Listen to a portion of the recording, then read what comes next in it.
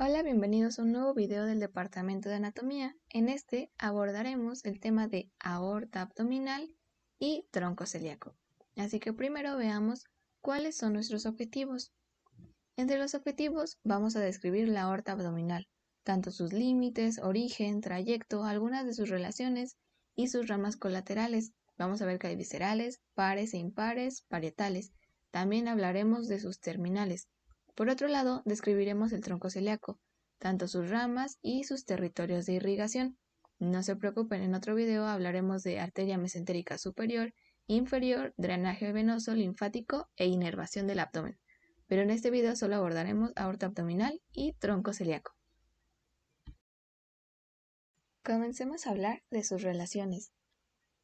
Necesito que recuerden o se imaginen a la aorta. Recuerden que tiene una porción ascendente, un callado aórtico y después una porción descendente. Esta porción descendente va a tener una porción torácica y una porción abdominal. ¿Pero cuándo le voy a llamar porción abdominal? Bueno, cuando la aorta atraviesa el hiato aórtico del diafragma a nivel de T12 y penetra en la cavidad abdominal, le comienzo a llamar aorta abdominal. Por este mismo orificio pasan posteriores a la aorta el conducto torácico o sus troncos de origen y a veces también puede pasar la raíz medial de la vena acigos. En el abdomen, la aorta desciende verticalmente, pero su eje no está situado en la línea media, sino que está un poco desviado a la izquierda. Este es un dato importante. Y va a terminar a la altura de la cuarta vértebra lumbar. Pero antes de que se bifurque en arteria ilíaca común derecha y arteria ilíaca común izquierda, va a tener ciertas relaciones. Empecemos con las relaciones anteriores. En el caso de las relaciones anteriores y de superior e inferior, va a tener cierta relación con la bolsa omental. Después vemos en este esquema que algunas estructuras están seccionadas para que podamos observar bien esta aorta abdominal. Una de las estructuras que vemos seccionadas es al páncreas. ¿Por qué? Porque la aorta va a tener una relación anterior con el cuerpo del páncreas. También va a tener una relación con otra estructura que vemos seccionada, que voy a dibujar de color azul. Recordemos al duodeno que tiene diferentes porciones. En este caso va a estar relacionado con la porción horizontal del duodeno, que se está marcando de azul. Y por último, también puede tener relaciones con las asas del intestino delgado, que les voy a marcar a continuación de un color verde. Esas van a ser sus relaciones anteriores: bolsa omental, páncreas, la porción horizontal del duodeno y las asas del intestino delgado. Entonces, cuando hablo de la relación con el páncreas es con su cara posterior del páncreas. Pasemos con las relaciones posteriores. Ya las había mencionado un poco. Entre estas va a estar el conducto torácico, que les mencioné que pasaba por el mismo orificio. Y también va a estar relacionado con algo que está posterior, que es la columna vertebral. No se nos olvide la columna vertebral porque la vamos a utilizar para decir a qué nivel surgen ciertas ramas. Entonces, tengan en consideración a la columna vertebral. Ahora hablemos de las relaciones que tiene a la derecha y un poco de superior e inferior. Al principio va a estar relacionado con el lóbulo caudado del hígado. En este esquema vemos que el hígado se llevó hacia superior, por eso podemos ver a la aorta abdominal. Entonces vamos a escribir a su primera relación, va a ser el lóbulo caudado del hígado, del cual va a estar separada por un divertículo peritoneal que está derivado del receso hepatoentérico y seguidamente con la vena cava inferior.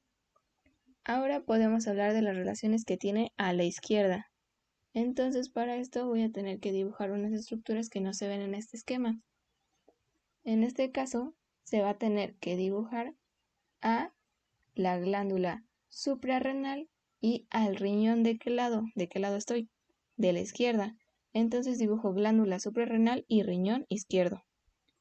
Estas van a ser las relaciones a la izquierda de la aorta abdominal.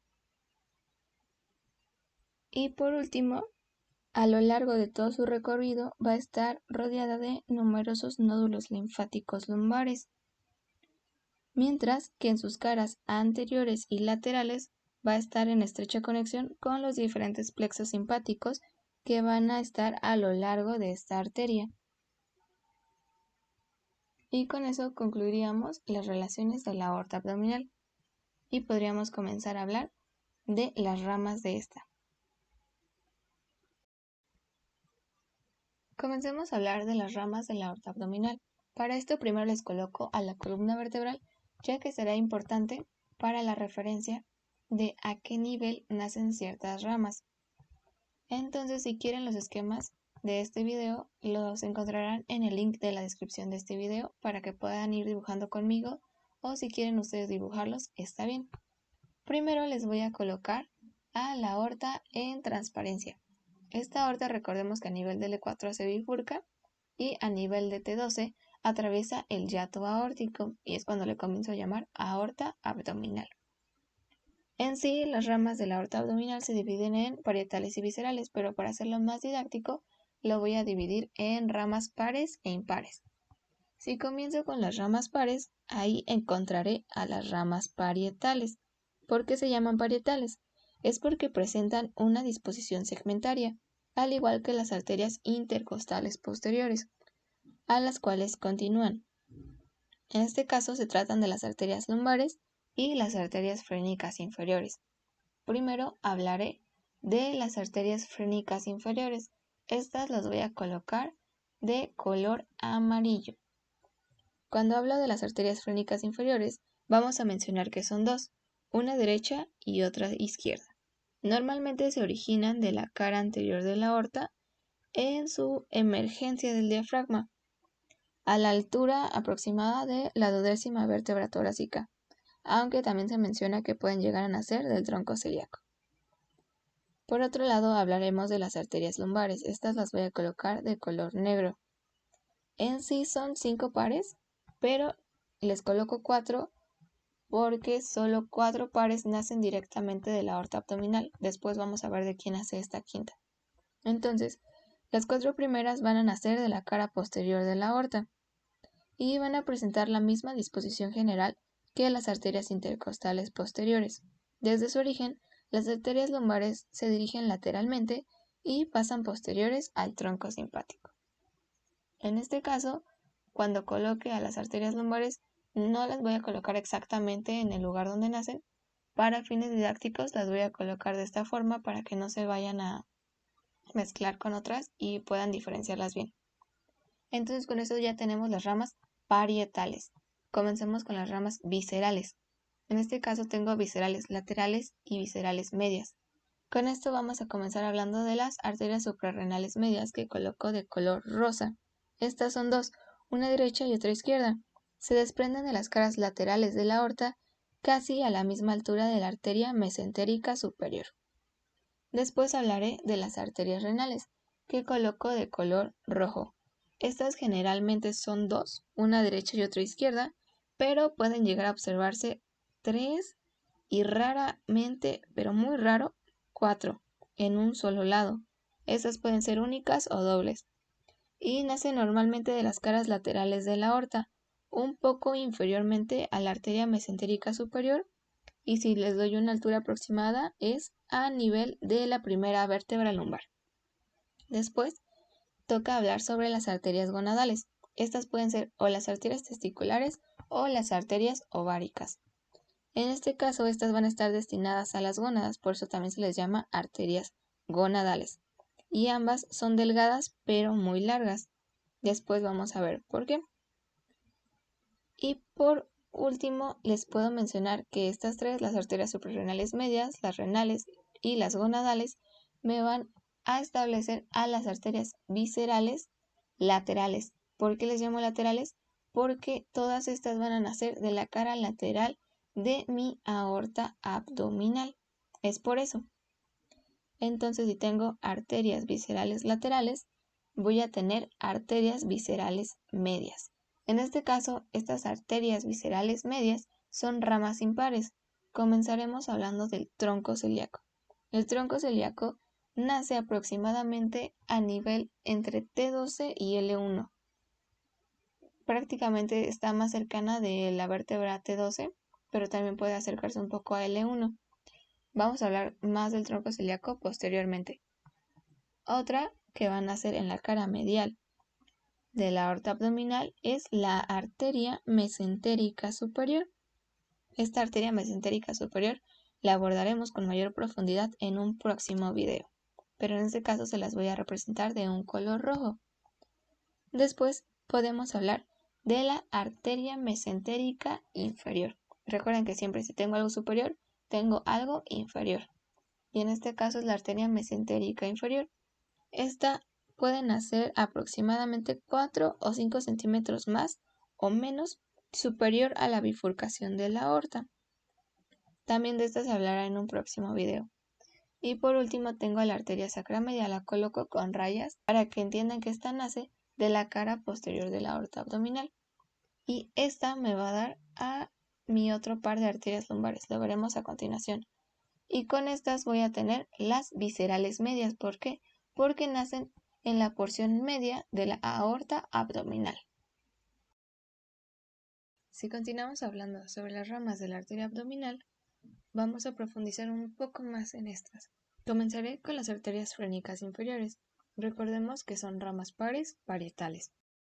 Estas son dos, una a la derecha y otra a la izquierda, que nacen a la altura de la 12ª vértebra torácica, aunque como bien les mencioné también pueden llegar a nacer del tronco celíaco. Cada una de ellas se dirige superior, lateral y anteriormente. Van a estar aplicadas al pilar correspondiente del diafragma. A su vez van a proporcionar al pasar frente a la glándula suprarrenal, que está lateral a ellas, una de las tres ramas denominadas arterias suprarrenales. En este caso, al ser lo más superior, les vamos a llamar arterias suprarrenales superiores. Cada arteria frénica inferior a su vez se va a dividir en dos, una rama medial y otra rama lateral. Estas dos ramas terminales se ramifican en la cara inferior del diafragma. La rama medial se une a la del lado opuesto alrededor del hiato esofágico y va a proporcionar algunas pequeñas ramas al esófago en su porción inferior. Y la rama lateral se dirige lateral y anteriormente y sus ramificaciones se anastomosan con las de las arterias intercostales. En este caso ya tenemos a las arterias frénicas inferiores. Ahora abordaremos las arterias lumbares. En sí son 4 pares las que nacen de la cara posterior de la aorta. Desde su origen las arterias lumbares se van a dirigir lateralmente y van a pasar posterior al tronco simpático. Además, la primera arteria lumbar discurre habitualmente posterior al pilar diafragmático correspondiente. Cada una de ellas va a penetrar por debajo del ligamento arqueado medial correspondiente y va a discurrir por el canal lateral vertebral. Una vez que llega frente al agujero intervertebral, se va a dividir en sus dos ramas terminales. Vamos a tener una rama posterior o dorsoespinal y otra anterior o abdominal. La rama dorsoespinal es análoga a las arterias intercostales posteriores y van a proporcionar una rama espinal para el contenido del conducto vertebral y para la vértebra, y una rama dorsal que se distribuye en los músculos y en los tegumentos de la región lumbar.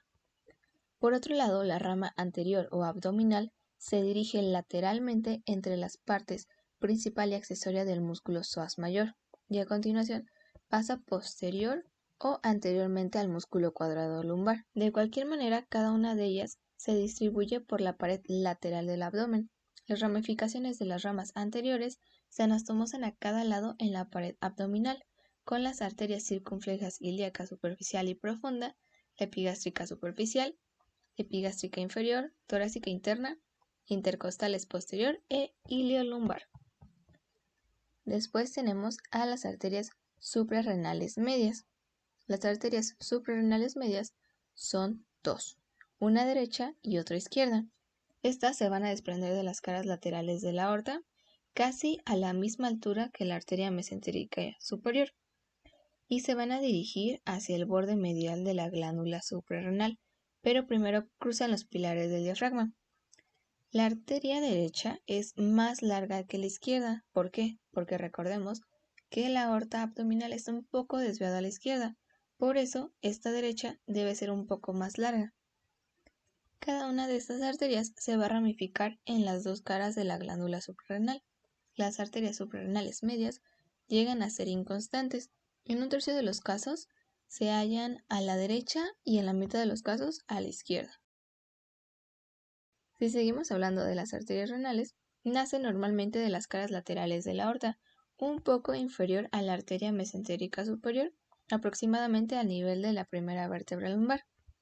Desde este punto, estas voluminosas arterias se van a dirigir lateral y un poco inferior hasta las proximidades del hilio renal, donde se van a dividir en sus ramas terminales. Estas generalmente son dos, que sería una anterior y otra posterior. En este trayecto, las arterias renales están rodeadas por plexos renales, que están en relación posterior con los pilares del diafragma, el tronco simpático abdominal y el músculo psoas mayor. Anteriormente, la arteria renal izquierda está recubierta por la vena renal correspondiente. La arteria renal derecha se relaciona de medial a lateral al principio con la vena cava inferior y después con la vena renal derecha. Las arterias renales forman parte del pedículo renal. En este pedículo, la arteria y su rama anterior están situadas anteriormente a la pelvis renal. Pasan posteriormente a la vena renal y a sus principales ramas de origen. Sus ramas, antes de dividirse, cada arteria renal suministra finas ramas a los nódulos linfáticos vecinos, a la cápsula adiposa del riñón, a la pelvis renal y a la parte superior del uréter. La rama más importante es la arteria suprarrenal inferior, que nace de la arteria renal o de una de sus ramas terminales y alcanza el extremo inferior de la glándula suprarrenal, donde se ramifica. Y ahora ya tenemos las tres: la arteria suprarrenal superior, rama de las frénicas inferiores, la suprarrenal media, que nace directamente de la aorta abdominal, y la arteria suprarrenal inferior, que nace de las arterias renales.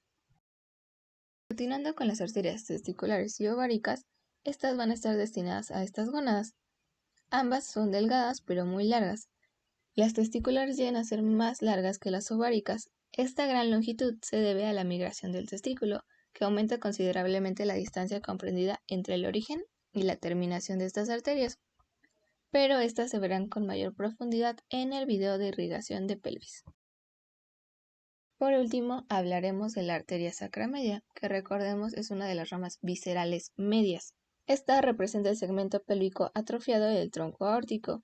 Nace de la cara posterior del extremo de la aorta y desciende adosada a la cara anterior de la quinta vértebra lumbar, del promontorio, del sacro y del coxis. Va a terminar en el glomo coxígeo o cuerpo coxígeo. Esta arteria está cubierta superiormente por la vena ilíaca común izquierda, más inferiormente corresponde al colon sigmoideo, al recto, y en su trayecto la arteria sacra media nos va a proporcionar ciertas ramas. Recuerdan que nos faltaba la quinta arteria lumbar. Bueno, esta van a ser de la arteria sacra media. También nos va a dar ramas laterales, que se van a dirigir transversalmente laterales y se anastomosan en la cara anterior del sacro con las ramas mediales de las arterias sacras laterales. Y también puede llegar a dar delgadas ramas destinadas a la pared posterior del recto. Con esto acabaríamos de explicar estas ramas de la aorta abdominal, ya que las que faltan se mencionarán aisladamente. Comencemos a hablar del tronco celíaco.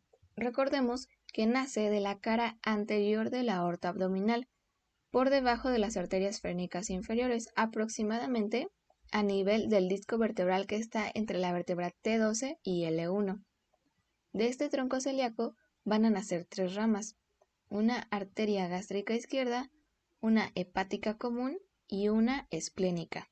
Ahora voy a darle mayor detenimiento a cada una de estas para ver sus territorios de irrigación y sus ramas. Para esto vamos a utilizar el esquema que ven y, como lo pueden notar, las estructuras anatómicas no tienen el tamaño o la disposición correcta, pero esto es con fines didácticos, para que sea un poco más fácil entender la disposición de estas ramas y sus territorios de irrigación. Así que comencemos con la arteria gástrica izquierda. Esta arteria gástrica izquierda se va a dirigir desde su origen hacia superior y ala izquierda. Va a estar adosada por el peritoneo al pilar izquierdo del diafragma y cuando tenga la curvatura va a dar un pliegue gastropancreático. Va a dar también una rama que es un poco inconstante, que es la arteria hepática y se dirige al lóbulo izquierdo del hígado. También puede llegar a dar ramas esofágicas. Estas ramas esofágicas se van a encargar de irrigar la porción inferior del esófago. También puede dar ramas fúndicas anteriores. Estas se van a encargar de irrigar una parte del fondo gástrico. Pero la que es importante aquí es la arteria gástrica izquierda propiamente dicha, que se va a dirigir hacia la curvatura menor del estómago. Pero vamos a ver que no lo irriga ella sola.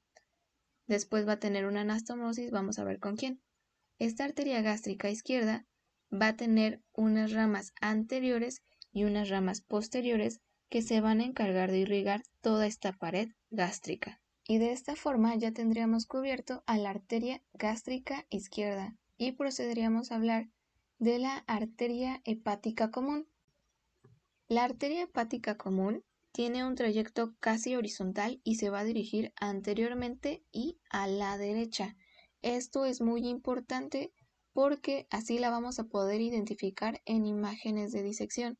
Así que pongan mucha atención.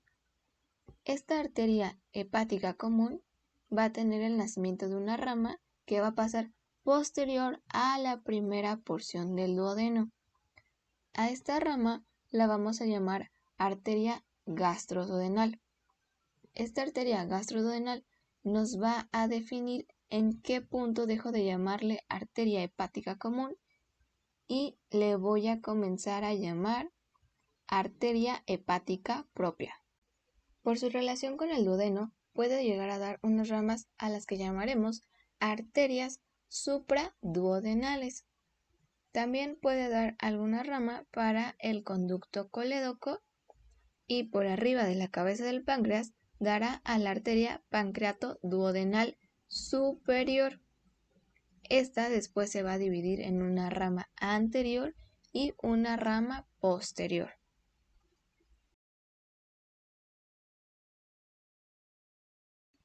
La arteria hepática propia es la continuación de la arteria hepática común y se menciona que puede ir inmersa en el aumento menor o sobre su borde libre.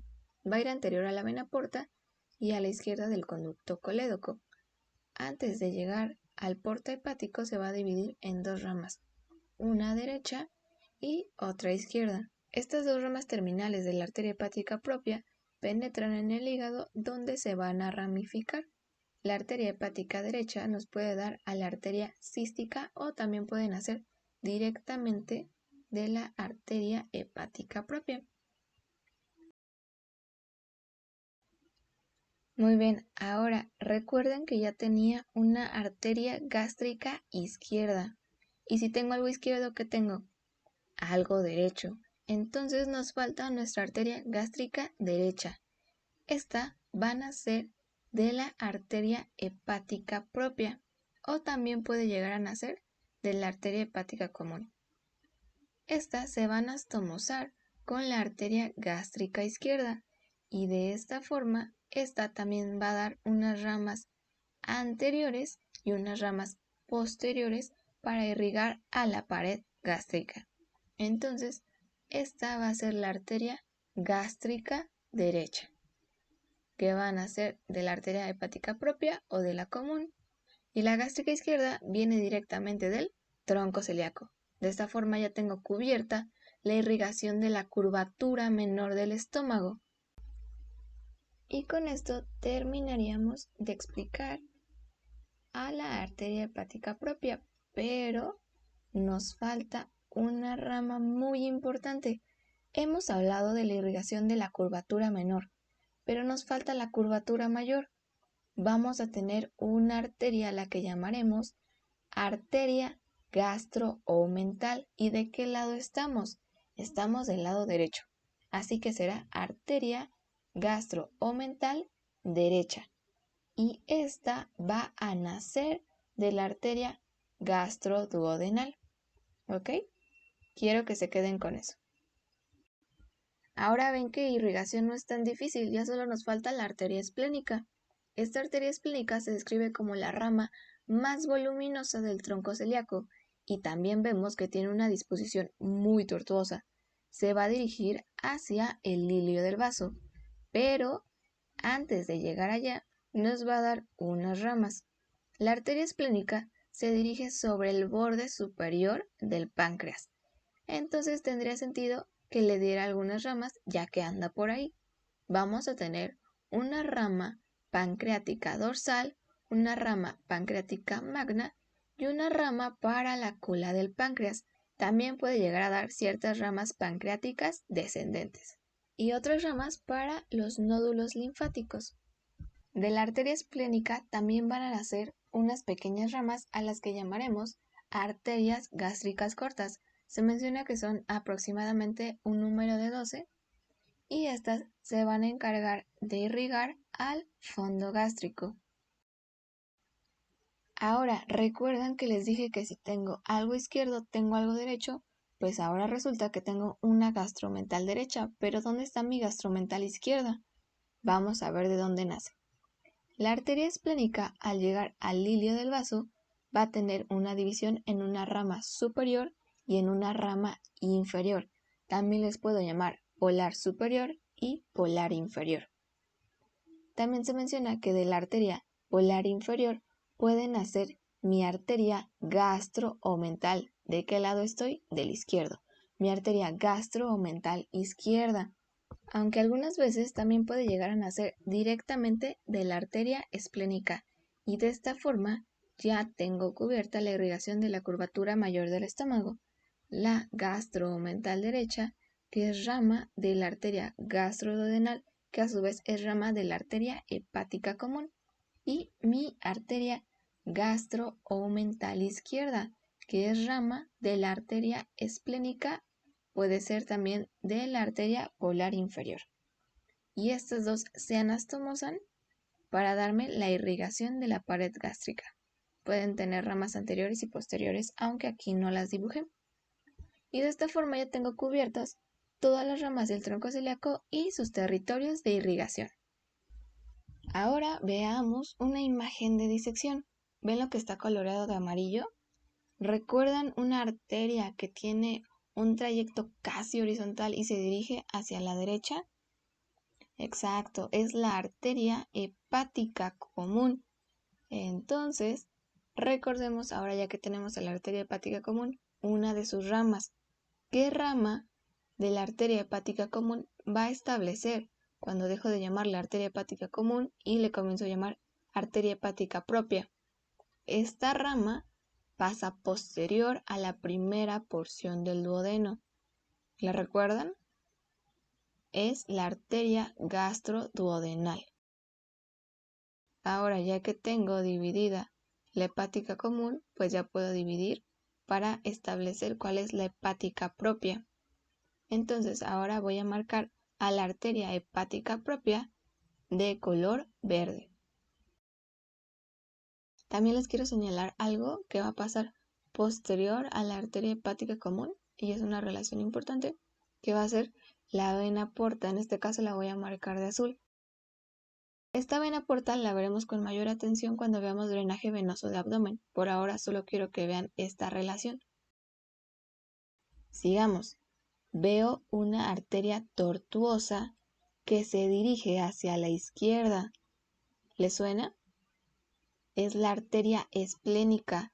Esta arteria esplénica también vemos que su trayecto es sobre el borde superior del páncreas y después se dirige hacia el lilio del vaso. Entonces ahora se dan cuenta que sabiendo el trayecto de las arterias, puedo identificarlas fácilmente en una imagen de disección.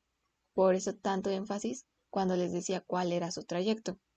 Y por último, les quise marcar dos estructuras que no vimos con profundidad en este video, solo las mencioné. Pero les voy a marcar de rojo a la arteria mesentérica superior. Recuerdan que les dije que la aorta abdominal tiene un trayecto casi vertical y que también va a estar un poco desviado hacia la izquierda. Entonces esto es importante, ¿por qué? Porque mi arteria mesentérica superior también va a estar un poco desviada hacia la izquierda. y toda arteria va acompañada de su vena satélite. En este caso, la vena va a llevar el mismo nombre, entonces va a ser vena mesentérica superior. Esta vena va a ir un poco desviada hacia la derecha, entonces todo lo que vea del lado izquierdo es arteria y lo que vea del lado derecho es vena, en este caso. Entonces solo quiero que se queden con eso para que en imágenes de disección sepan que la arteria mesentérica superior está más desviada hacia la izquierda y la vena está desviada hacia la derecha. Estas las abordaremos con mayor profundidad en siguientes videos. Ahora veamos esta segunda imagen de disección. Vemos la cara posterior del estómago porque lo llevamos hacia superior. Entonces vamos a identificar al tronco celíaco. Lo estoy marcando de color azul. Entonces ahora vamos a buscar sus 3 ramas. Vayamos por la primera que vemos que se dirige hacia la izquierda. Vemos que tiene un trayecto tortuoso. Entonces, ¿de cuál estoy hablando? Exacto, de la arteria esplénica. Y vemos cómo se dirige hacia el vaso. Y vemos que antes nos da una rama y se va hacia la curvatura mayor del estómago. Si estoy del lado izquierdo, ¿cuál será? La gastromental izquierda. Ahora continuamos buscando más ramas del tronco celíaco. Vemos una rama que va hacia la curvatura menor del estómago y está del lado izquierdo. Entonces, ¿cuál va a ser esta? La arteria gástrica izquierda. Y si seguimos buscando más ramas del tronco celíaco, vemos una arteria con un trayecto casi horizontal que se dirige hacia la derecha. Entonces la identificamos como la arteria hepática común y vemos que van a ser una rama que nos la va a dividir para saber si es arteria hepática común o arteria hepática propia. Y vemos aquí a la arteria gastroduodenal.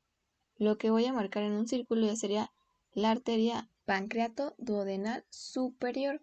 Después de amarillo estoy marcando una pequeña arteria que se continúa de la arteria hepática común, que sería la arteria hepática propia. Y vemos que de aquí nace una rama y va hacia la curvatura menor del estómago, del lado derecho. Entonces, ¿cómo le voy a llamar? Arteria gástrica derecha. Y solo nos falta una. Ya tengo la gastromental izquierda, me falta la gastromental derecha. ¿Recuerdan de dónde nace esta arteria? De la gastroduodenal. Entonces vamos a empezar a marcar esta arteria que se dirige hacia la curvatura mayor del estómago. Y como está del lado derecho, entonces es la arteria gastroomental derecha. Y vemos que se va a anastomosar con la arteria gastromental del otro lado, la izquierda. Y de esta forma ya tengo cubierta la irrigación y las ramas del tronco celíaco. Espero se les haya hecho más fácil identificarlas en imágenes de disección una vez teniendo de base los trayectos y los territorios de irrigación de estas. Y así hemos terminado este video. A continuación les dejo la bibliografía por si quieren profundizar un poco más en el tema. Les recuerdo que los esquemas de este video están en el link de la descripción. Mi nombre es Montserrat Armendariz Bermúdez y espero haya sido de utilidad este video para ustedes.